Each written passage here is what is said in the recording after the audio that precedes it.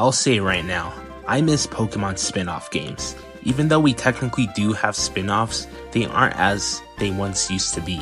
Games like Pokemon Coliseum, Pokemon Mystery Dungeon, and Pokemon Ranger were spin-off games that aren't even comparable to Pokemon Cafe Remix. I know a lot of people say this, but the 2000s era of Pokemon was really when the golden age of Pokemon was, for the most part. Because that's when Pokemon felt more lively in my opinion. That might be my nostalgia talking, but it makes sense when I say what I'm about to say. Part of the reason why Pokemon was so lively was because of the spin-off games. You had more than just the main series.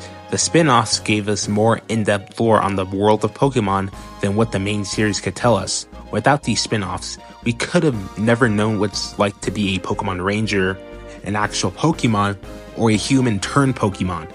I want Pokemon spin-offs to return, but I personally think they're unlikely to ever come back. And real quick, if you're enjoying the video so far, make sure to subscribe to the channel, as once I hit 1500 subscribers, I'll rank every Mega Evolution from worst to best. But yeah, back to the video. I know we technically have spin-offs now like Unite, Pokemon Sleep, and everybody's favorite, Pokemon Cafe Remix. But to me, those don't really feel like spin-off games, but more so free-to-play microtransaction games. Like, was it really a good idea to make League of Legends, but for Pokemon? Ever since the 3DS era, the spin-off games were starting to become free-to-play microtransactions. A good example of this would be a game I used to play back in the day, being Pokemon Rumble World. The game was free, and it did give you free handouts, but it's just one of those games where it really tests your patience until you just have to cave in and buy that currency to progress further. When I played this game, I had no money, so I just stopped playing the game.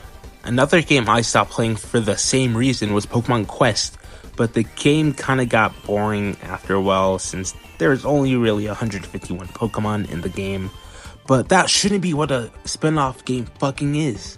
However, even when Game Freak releases a real spin-off game, no one actually talks about it, and why is that?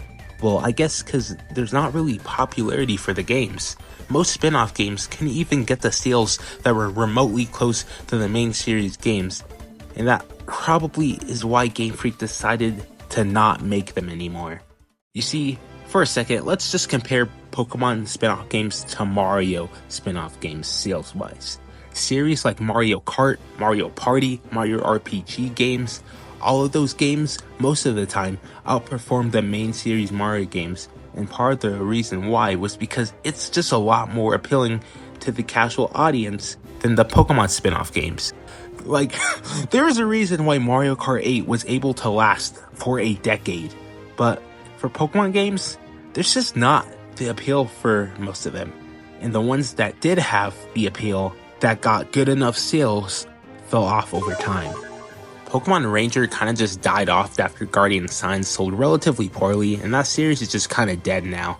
Pokemon 3D battle simulation games have no need to be made anymore, since main series Pokemon games already are in 3D now, and you can, battle in 3D, as lifeless as it can be sometimes. As for Pokemon Mystery Dungeon though, now that's a series that still has a dedicated fanbase, but the sales don't equate to that unfortunately. However, they made Rescue Team DX, which did sell more than Gates to Infinity and Super Mystery Dungeon, so maybe there's a chance. Like, come on, just remake the Explorers game on the Switch, like, come on guys, please, I'm begging you. However, because Pokemon is the highest grossing media franchise in the world right now, all they really have to do is make a new Pokemon generation, and that's generational wealth right there.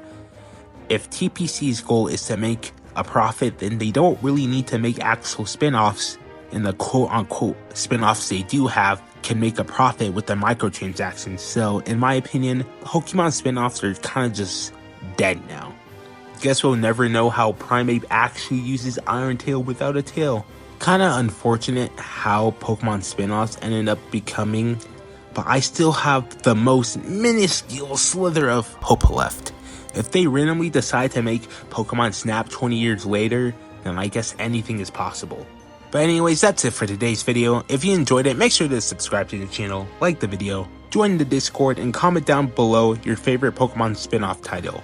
Anyways, I'll see you guys in the next video. Peace.